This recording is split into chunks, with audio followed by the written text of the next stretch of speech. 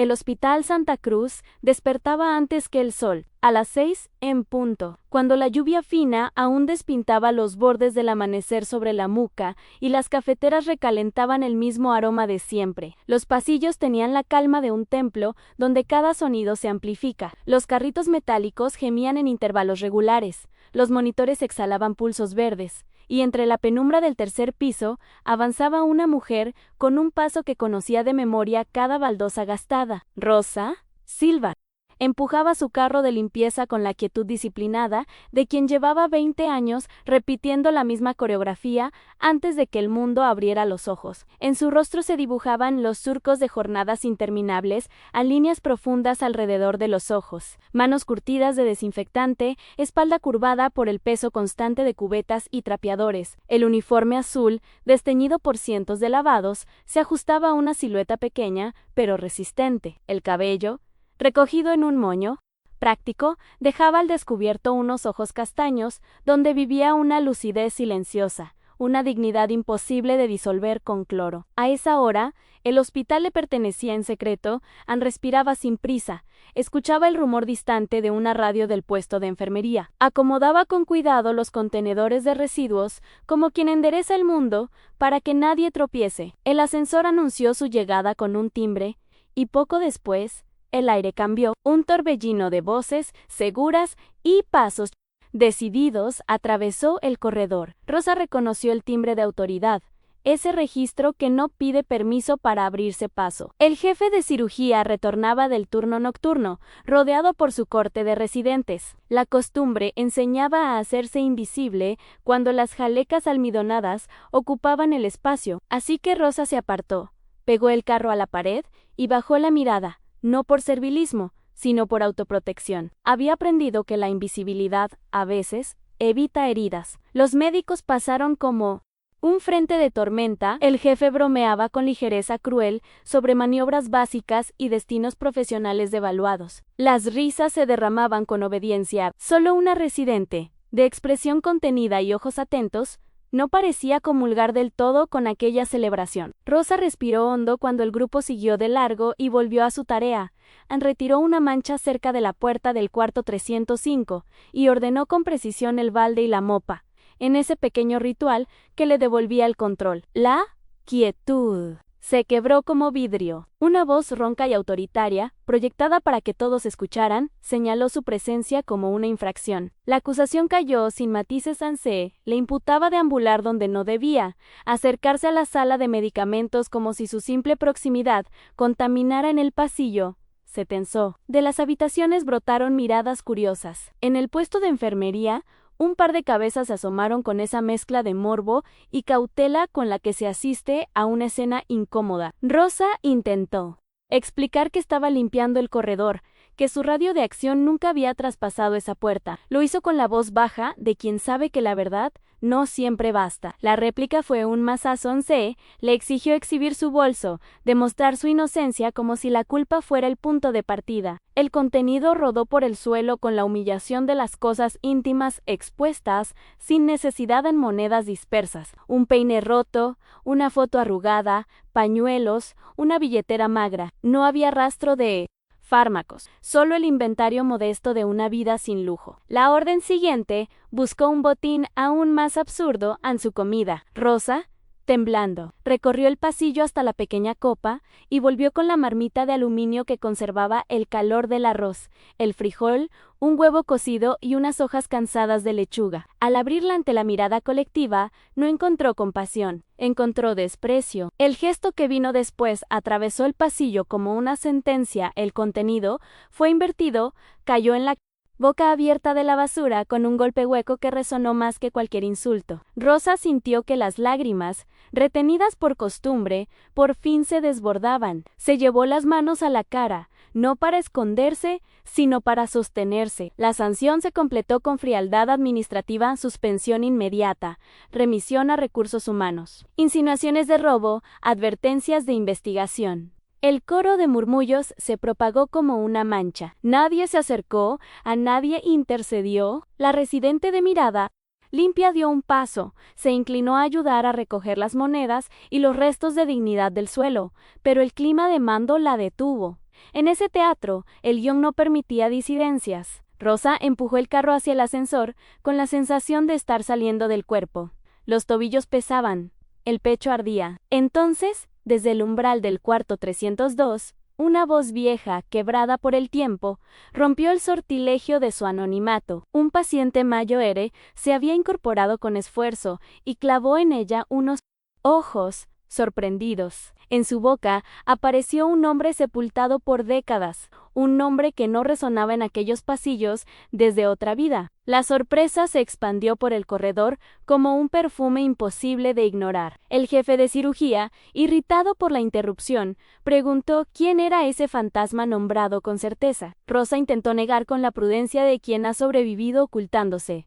Pero la memoria del hombre mayo era tenaz. Recordó un rostro de bata blanca, unas manos firmes, una mente brillante que el hospital alguna vez aplaudió y después silenció.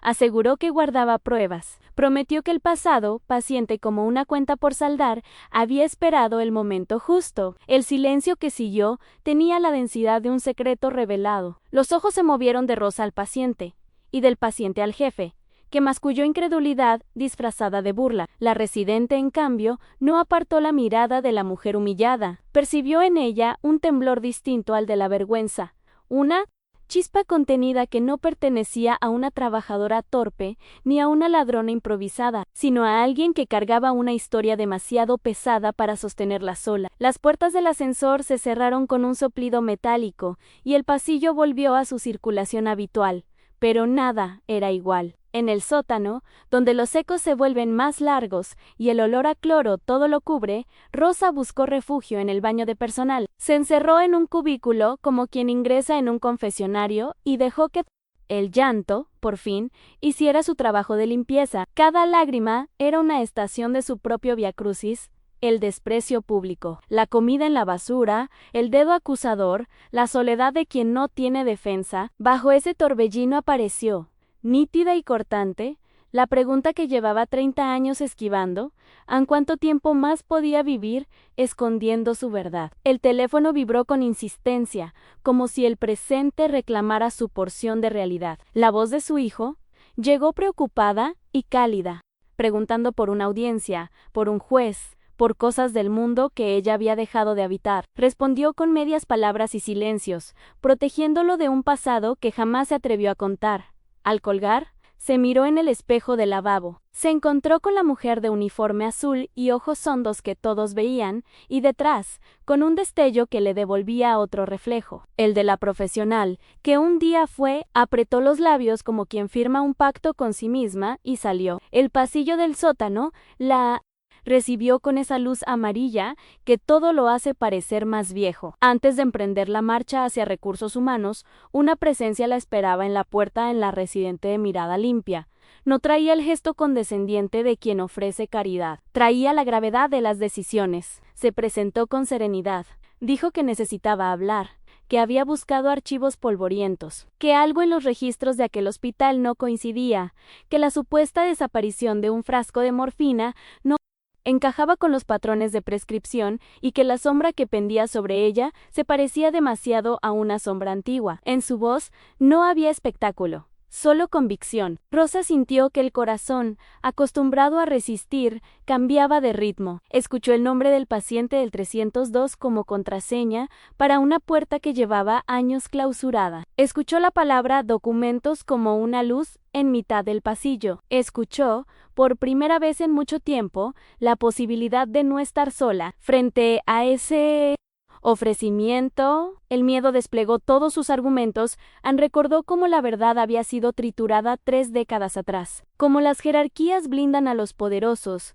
cómo los testigos aprenden a bajar la cabeza, pero también recordó algo que no había muerto del todo: la terquedad de una vocación, la ética con la que sostuvo cada guardia, la ciencia en la punta de los dedos, el pulso exacto, la compostura en la crisis. Aceptó caminar de regreso. El ascensor los elevó como una cápsula que atravesara capas de pasado compactado. En cada planta, la vida del hospital ofrecía su banda sonora: un carrito que chirría, un llanto de recién nacido, el zumbido de un fluorescente, una plegaria murmurada. Al abrirse puertas y puertas, la historia se acomodaba sola en su lugar, como piezas de un rompecabezas que siempre estuvo allí. El tercer piso los recibió con el murmullo de las visitas tempranas, y el recuerdo todavía fresco de la humillación. En el dintel del 302, la mirada del hombre Mayo Ere volvió a reconocerla con gratitud y gravedad. Pidió que se acercaran.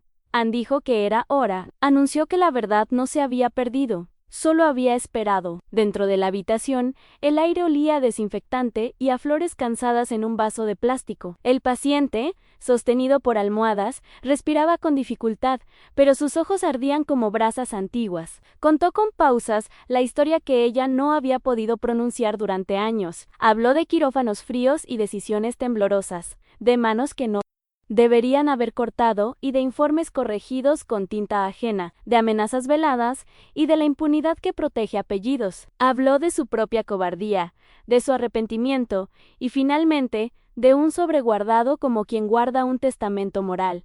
Aseguró que, en su momento, ese paquete encontraría camino. Rosa sintió que el tiempo se detenía en un punto exacto entre la rabia y el alivio. La residente tomó mentalmente nota de fechas, nombres, ubicaciones, mientras el hospital seguía su coreografía indiferente detrás de la puerta. Ambos sabían que lo que nacía en esa habitación no era una anécdota, sino un proceso sin marcha atrás. La humillación pública de esa mañana, con su ruido de aluminio golpeando una bolsa de basura, acababa de convertirse en la primera escena de otra cosa, en un regreso inevitable a la luz. Cuando salieron del cuarto, ya no eran dos desconocidas que coincidían en un pasillo. Eran una alianza improbable en la juventud que no tolera la injusticia y la experiencia que aprendió a callar para sobrevivir. Caminaban con la certeza frágil de quien sostiene una vela en un corredor ventoso. Sabían que, tras esa puerta, el hospital seguía siendo el mismo jerárquico,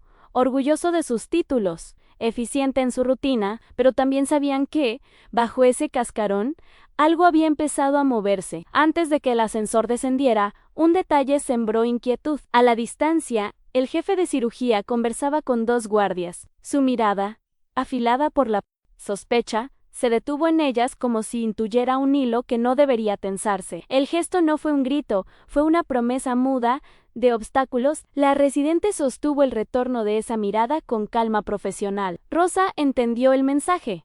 El camino sería áspero, el precio alto. Aún así, al cerrar los ojos un segundo, se encontró repitiendo en silencio una resolución que le nacía del pecho. El anonimato había cumplido su función. La verdad pedía voz. La mañana siguió su curso con la puntualidad de un reloj hospitalario. En recursos humanos, el papeleo esperaba con casillas vacías y sellos listos. En las habitaciones, los desayunos tibios se repartían con ruedas y bandejas. En el quirófano, la agenda del día exhibía nombres, diagnósticos, tiempos estimados. Y sin embargo, en un punto invisible a simple vista, el tejido del Hospital Santa Cruz había sufrido una microfisura. El eco de una vida enterrada había vuelto a resonar en el lugar exacto donde fue silenciada. A partir de ese instante, cada decisión, cada gesto, cada palabra podría ser parte de una reconstrucción o de un nuevo encubrimiento. Rosa bajó por última vez ese día hasta el sótano para guardar el carro. Apoyó las manos sobre el metal frío,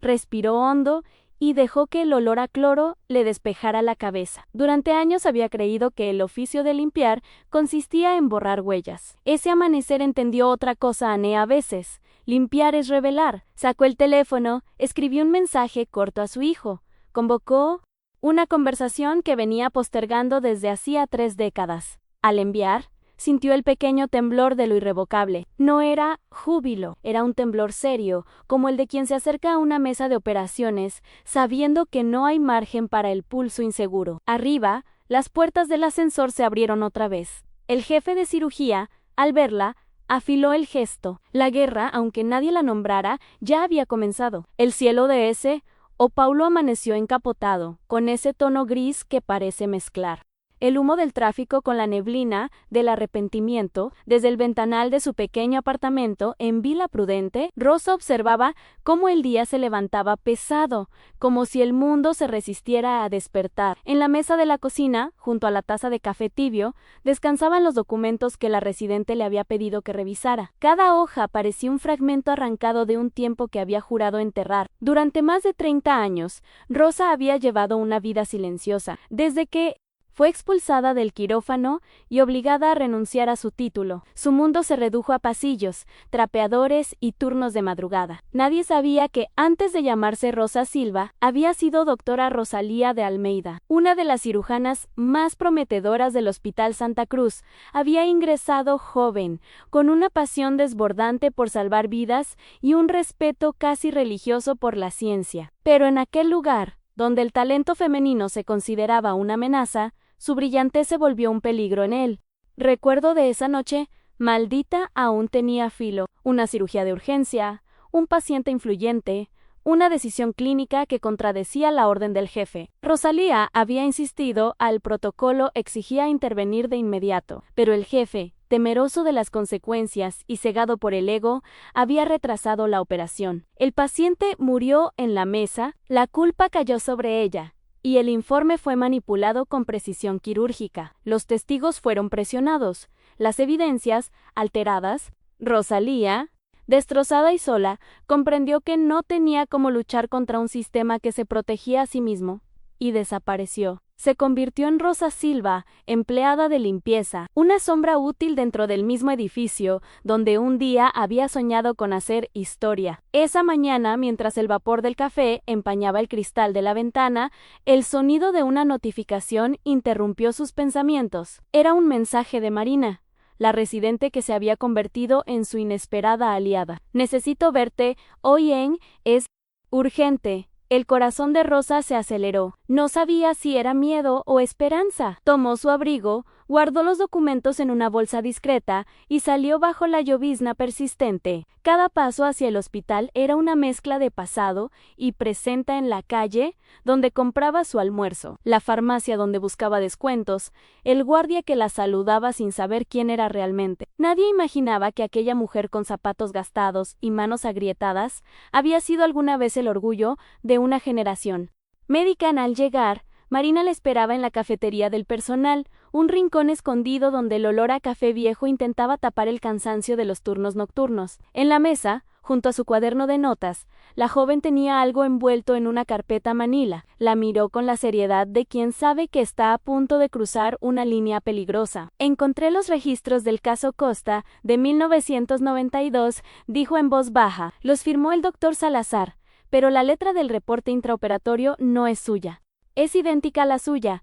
Rosa en el aire se volvió denso. Rosa sintió cómo el estómago se le cerraba. El pasado, que había intentado mantener bajo llave, acababa de empujar la puerta. También hay discrepancias en los horarios, en la medicación y algo peor. Continuó Marina, el paciente no era un desconocido, era el hijo de un senador que aún tiene poder. Si revelamos esto, tocará intereses grandes en Rosa. Bajó la mirada. Había pasado media vida evitando ese enfrentamiento, pero en su interior, la humillación del día anterior ardía como gasolina sobre brasas viejas. No podía seguir permitiendo que los mismos nombres que la destruyeron continuaran ejerciendo su poder sobre otras vidas. ¿Qué propones?, preguntó con voz temblorosa. Primero, comprobar que los archivos originales aún existen. Si lo logramos, puedo pedir acceso oficial para reabrir el caso. Rosa asintió despacio. Su instinto de cirujana despertaba bajo la piel cansada de la mujer de limpieza. Había un brillo en sus ojos que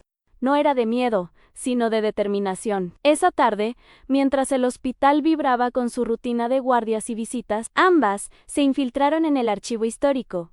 Un sótano, donde los documentos dormían bajo el polvo y la burocracia. La humedad había manchado las etiquetas, y el olor a papel viejo se mezclaba con el metal oxidado de las estanterías. Con linternas y paciencia comenzaron a buscar. Las manos de Rosa temblaban, pero no por inseguridad. Era la misma tensión que precedía a cada cirugía en el pulso concentrado. La respiración medida. Cada caja que abrían era una incisión en el cuerpo de un pasado corrupto. Y entonces, entre carpetas amarillentas, apareció lo que buscaban en el expediente original del caso Costa Marina, lo abrió con cuidado, y ambas contuvieron el aliento. Las primeras páginas eran idénticas al informe oficial, pero en la sección final había un detalle distinto, una nota escrita a mano, firmada con las iniciales R&A. El texto decía: Ann C. realizó la incisión. A las 11:47 de la noche, bajo mi supervisión directa, la orden de retraso fue impuesta por el jefe de cirugía. Adjunto a observaciones médicas, Ann Rosa sintió un escalofrío recorrerle la espalda. Era su letra, su trazo firme, inconfundible. La prueba que la había condenado también era la que podía liberarla. Marina la miró con una mezcla de emoción y miedo. ¿Esto es suficiente para abrir una investigación, Ann Rosa? Respiró hondo. La idea de enfrentar al monstruo que la había aplastado le helaba la sangre, pero algo dentro de ella ya había cambiado. Después de la humillación pública, el miedo había perdido poder. Lo que quedaba era una necesidad profunda de justicia. Pero el destino rara vez ofrece caminos sencillos. Mientras guardaban la carpeta en la bolsa, un ruido detrás de las estanterías las hizo girar. Entre las sombras del archivo, la figura del jefe de cirugía emergió con su bata impecable y una sonrisa que no alcanzaba los ojos. Vaya sorpresa, dijo con voz baja y controlada. No imaginaba encontrarlas aquí, tan interesadas en historia antigua. Marina intentó mantener la compostura. Solo revisábamos información de casos cerrados. Doctora Nell avanzó un paso. No me tomen por tonto. Sé perfectamente lo que buscan, y si aprecian sus carreras, será mejor que olviden lo que acaban de ver. El silencio se volvió insoportable. Rosa sostuvo la mirada del hombre que había destruido su vida. Durante años había imaginado ese momento, y ahora, frente a él, no había ira en su rostro, solo una calma peligrosa. Durante mucho tiempo creí que usted me había robado todo, dijo despacio, pero ahora sé que solo me quitó una parte de mi historia. La verdad, doctor, es mía, y esta vez no pienso esconderla. El jefe sonrió con arrogancia, pero en sus ojos se encendió un destello de temor. Sabía que esa mujer, la que había subestimado, ya no tenía nada que perder. Marina guardó la carpeta bajo su abrigo, y ambas salieron sin decir una palabra más, mientras subían las escaleras hacia la salida. El eco de sus pasos resonaba como tambores de guerra. El hospital, que por años había sido su prisión silenciosa, se convertía ahora en el escenario donde comenzaría su redención. Fuera, la lluvia había cesado. Un rayo de sol atravesó las nubes, iluminando el asfalto mojado. Rosa levantó el rostro hacia la luz. Por primera vez en décadas, no sintió vergüenza. Ann sintió fuerza. La guerra apenas empezaba. El ascensor se detuvo con un suspiro cansado y un parpadeo de luces amarillentas. Rosa, todavía, con el temblor instalado en los dedos después de la humillación de aquella mañana, sintió como el corazón marcaba un ritmo irregular contra el pecho. A su lado, la doctora Juliana avanzó con la determinación de quien ya eligió un bando y no piensa retroceder. El pasillo del tercer piso parecía más largo que de costumbre. Los relojes murmuraban minutos densos, y el olor antiséptico se mezclaba con un café rancio que alguien había olvidado en el puesto de enfermería. Varios pares de ojos se alzaron. Al verlas en los murmullos regresaron como una marea que no se decide a romper, pero que moja los tobillos con su agua fría de juicio. La puerta 302 aguardaba como una página abierta. Dentro, el anciano que había pronunciado el nombre prohibido intentaba incorporarse entre sábanas almidonadas, que crujían como papel. Había en su mirada una lucidez limpia, casi dolorosa. La mirada de quien ha visto demasiado y ha callado todavía más.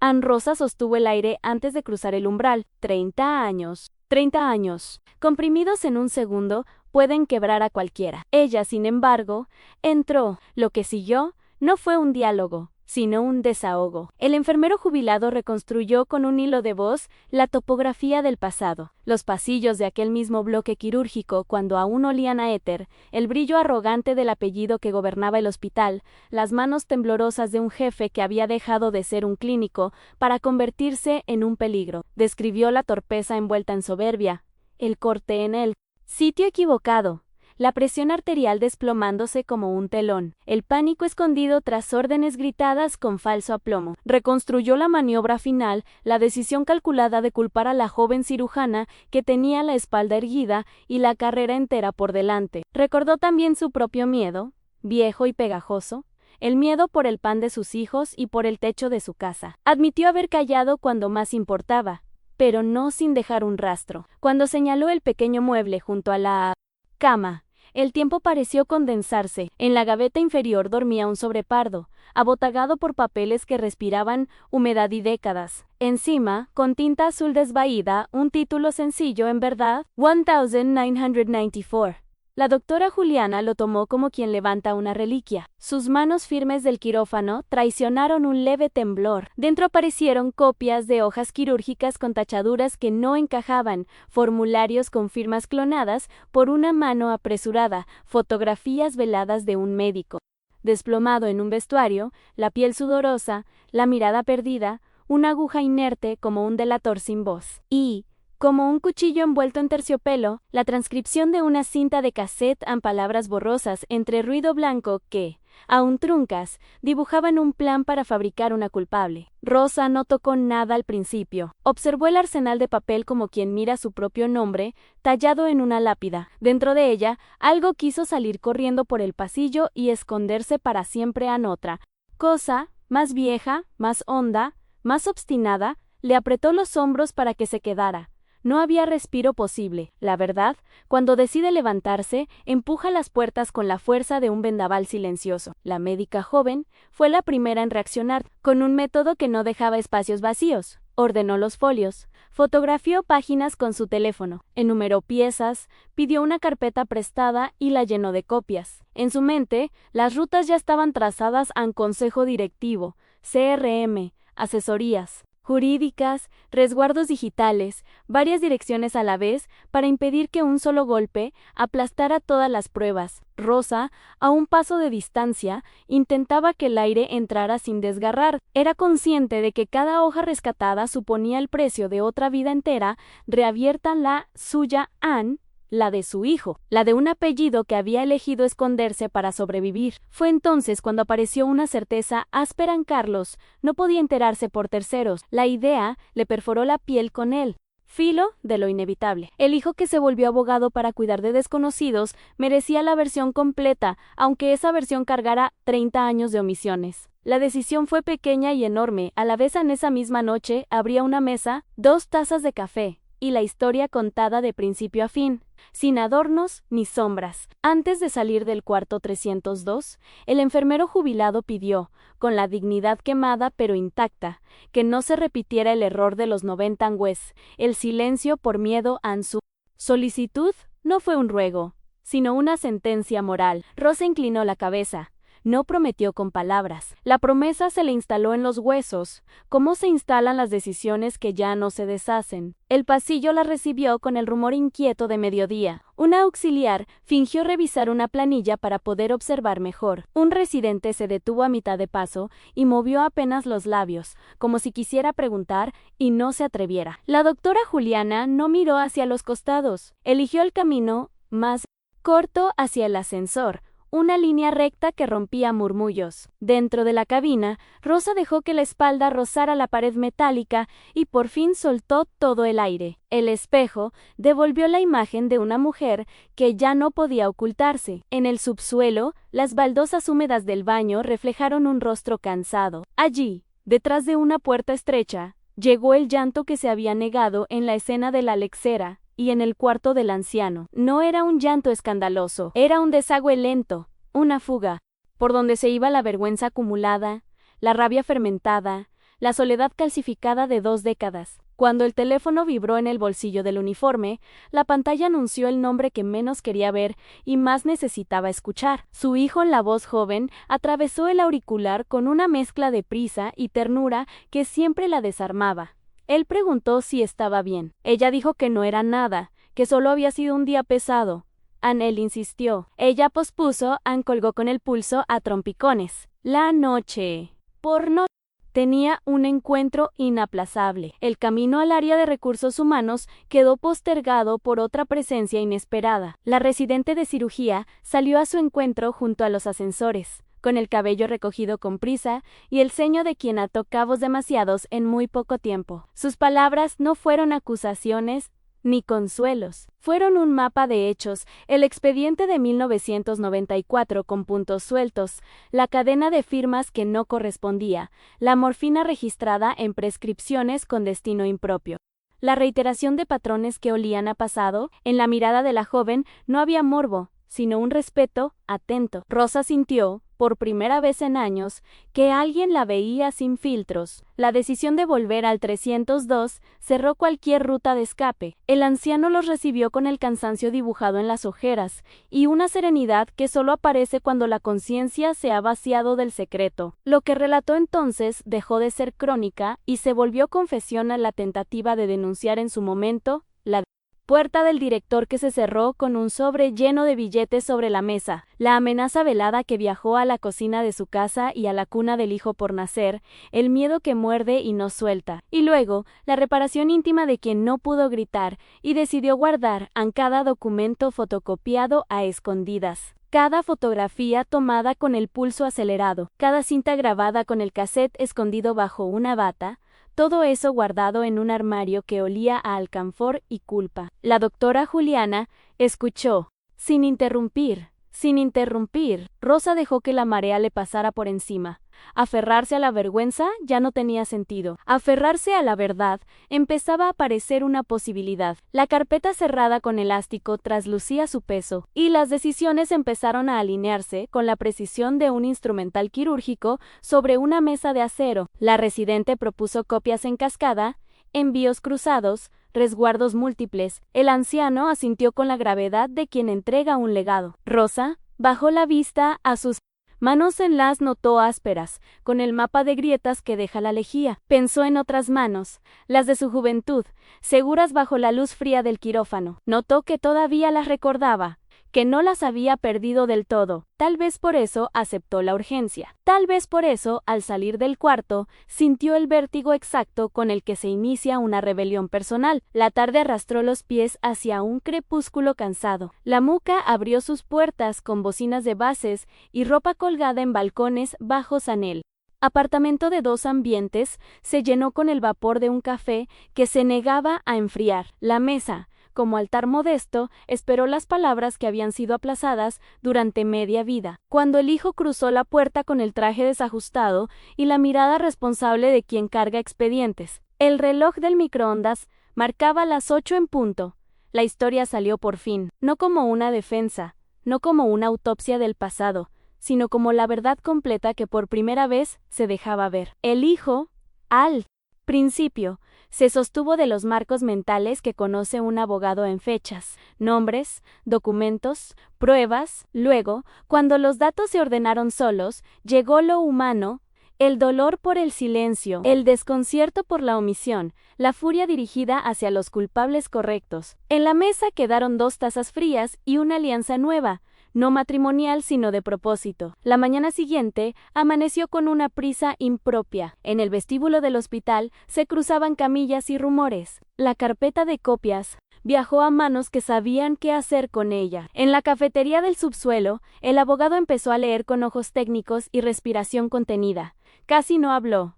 Tomó notas. Sopesó alcances, propuso rutas. La residente apareció con el gesto crispado de quien carga malas noticias. El cuarto 302 ya no respiraba. La noche había sido corta para un corazón cansado. La casualidad, en cambio, se mostró demasiado perfecta, como un guión mal escrito que pretende pasar por natural. La gaveta del armario estaba abierta y vacía. La palabra sobrino flotó en registros que nadie podía confirmar. El aire adquirió de repente el sabor metálico de lo sospechoso. El quirófano, horas después, se transformó en un escenario de tensión milimétrica. La luz reflejada en el acero de las pinzas tenía un brillo más duro. El jefe de cirugía sudaba más de lo razonable.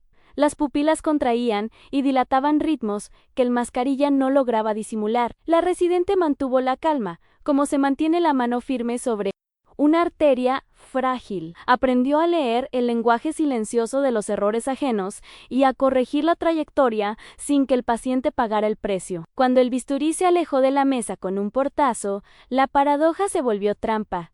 La joven tuvo que terminar lo que otro abandonó. Lo hizo con exactitud, pero comprendió que la maniobra no había sido casual. Alguien deseaba fabricar un nuevo expediente torcido. El despacho de dirección reunió a los protagonistas con una geometría incómoda en papeles. Cruzaron la mesa como piezas de ajedrez. Acusaciones y evidencias se miraron de reojo. La carpeta con copias se abrió en abanico y el relato de 3 décadas encontró, por fin, oídos obligados. Hubo miradas que evitaban el contacto. Hubo manos que buscaron bolígrafos para no temblar. Amaneció una respuesta institucional a exámenes toxicológicos, suspensión cautelar, revisión de protocolos, notificación al CRM. El hombre que había probado su poder en pasillos silenciosos entendió que el tablero había cambiado. Ancorrió donde la lógica exigía calma. La imagen de su silueta recortada en el borde del edificio dejó un frío persistente en la madrugada. Una voz firme lo devolvió del borde. Nadie celebró. El alivio nunca es indoloro cuando implica vidas al límite. La noticia de la muerte del anciano llegó con el formalismo de un parte. La palabra autopsia apareció en bocas que no querían pronunciarla. La residente, aún con el cansancio del quirófano en los hombros, se aferró a la carpeta como a un salvavidas. El abogado multiplicó respaldos digitales, envió correos ahora sin nombre, registró lo registrable. Rosa, en su pequeño apartamento, esperó sentada a la orilla de la cama, con el uniforme doblado a los pies y la sensación de que el mundo cabía en una línea de tiempo, que iba del 94 a ese minuto exacto. El teléfono vibró con mensajes de apoyo y de curiosidad. No contestó. No contestó. Miró por la ventana una S, o Paulo que no se detenía jamás, y entendió que, esta vez, no se detendría ella. Cuando el ascensor volvía a abrirse en la planta baja, 2 guardias conversaban con el jefe suspendido. La mirada de él se clavó en la mujer que había tirado a la basura una marmita y creído que tiraba también a la persona que la llevaba. Ya no había sombra que la ocultara. La guerra, esa palabra que nadie quiere pronunciar en un hospital, había comenzado sin trompetas, con papeles amarillentos y una dignidad que se negaba a seguir de rodillas. El capítulo se cerró con presagios. La carpeta ya no dormía en cajones, sino que vivía en múltiples copias, imposibles de desaparecer a la vez. El sistema, con su maquinaria perezosa, empezaba a moverse por la presión combinada de una médica joven, un abogado obstinado y una mujer que aprendió a sobrevivir fregando suelos que antes había mandado esterilizar. Afuera, la ciudad encendía luces de neón. Adentro, cada paso sonaba como un veredicto aún no escrito. La verdad había resurgido, y con ella los peligros que la acompañan cuando toca, intereses viejos y glorias ajenas. Si te gustó esta historia, no olvides suscribirte, activar la campanita y dejar tu like para más relatos como este.